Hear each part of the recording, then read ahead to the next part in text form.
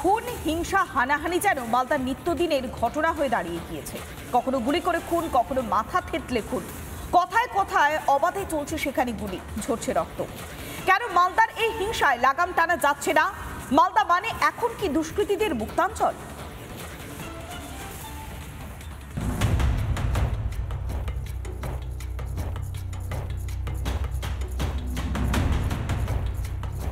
ডিএমরা শুনতে পাচ্ছেন?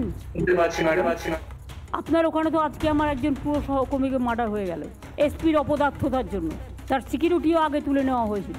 এটা খুব দুর্ভাগ্য আমাদের। ওখানে বর্ডার আর কালিয়াচক নিয়ে যদি ব্যস্ত থাকেন তাহলে কিন্তু জেলার ডেভেলপমেন্ট হবে না। ওখানে প্রোটেকশন করুন। ইংরেজবাজারের কাউন্সিলর দুলাল সরকার খুনের পর এভাবেই মালদা জেলা পুলিশকে ভৎসনা করেছিলেন মুখ্যমন্ত্রী। কিন্তু তাতে কি? মালদা পুলিশ যে পুলিশ মন্ত্রীর নিয়ন্ত্রণের বাইরে তার প্রমাণ মিলেছিল দুলাল খুনের 12 দিন পরে। যত দিন গড়াচ্ছে ততই বাড়ছে মালদায় হিংসার ঘটনা। মালদহের ইংরেজবাজার 2025 সালের 2রা জানুয়ারি খুন তৃণমূল কাউন্সিলর দুলাল সরকার। মালদহের কালিয়াচক 2025 সালের 14ই জানুয়ারি রাস্তার শিলান্যাসের মাঝেই গুলি, তৃণমূল কর্মীকে গুলি করে থেতলে খুন। মালদহের বৈষ্ণবনগর 2025 সালের 28 জানুয়ারি গুলিতে জখম হয় 2 জন। মালদহের ভূতনি 15ই মার্চ 2025 জমি বিবাদে খুন পঞ্চায়েত সচিব। মালদহের ইংরেজবাজার 2025 সালের 15ই মার্চ ক্রিকেট খেলা নিয়ে বচসা, চলে গুলি।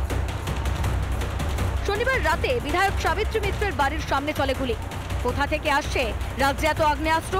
যদিও পুলিশ প্রশাসনের ঘাড়েই দায় ঢেলেছেন বিধায়ক। আমার বাড়িতে কোনো একটা মারা হয়েছে, মানে গুলি মেরেছে, মরেনি, গুলি মেরেছে। এইসব লোকেদের কাছে এত দামি দামি পিস্তল আছে, কেমন করে আছে? অস্ত্র কারা নিয়ে এসছে, কী জন্য নিয়ে এসছে, থাকছে কেন, সেটা তো আমার কাজ না, সেটা পুলিশের কাজ। পুলিশ সেটা তদন্ত করে দেখবে। বারবার রক্ত ঝরছে এই জেলায়। রাজনীতিবিদ থেকে আম জনতা বাদ যাচ্ছে না কেউই। আইন শৃঙ্খলা কি লাটে উঠেছে এই জেলার? মালদাতে রাজনীতিটা তৃণমূল কংগ্রেসের নেতাদের কাছে আর ব্যবসায় পরিণত হয়েছে। মালদায় কোটি কোটি টাকা দামে জমি বিক্রি হচ্ছে এবং সেই জমি নিয়ে লড়াই, প্রত্যেকটি জায়গায় শুধু লড়াই, শুধুমাত্র পয়সার জন্য। পেটে মদ, কোমরে পিস্তল, পকেটে পয়সা। পরিণাম গুলি, খুন, ধর্ষণ, দুর্নীতি। আইন বলে কিছু নেই তো পশ্চিমবঙ্গে, পদ বলে কিছু নেই। মালদায় যে অস্ত্র ভান্ডারে পরিণত হয়েছে তা কার্যত স্বীকার করে নিয়েছেন মালদারি তৃণমূল বিধায়ক। কোথা থেকে আসছে এত অস্ত্র? কেন এই হিংসায় লাগাম টানতে পারছে না মমতার পুলিশ? রিপাবলিক বাংলা। নানা ধরনের কন্টেন্ট দেখার জন্য লাইক করুন, শেয়ার করুন আমাদের ফেসবুক পেজ, সাবস্ক্রাইব করুন আমাদের ইউটিউব চ্যানেল।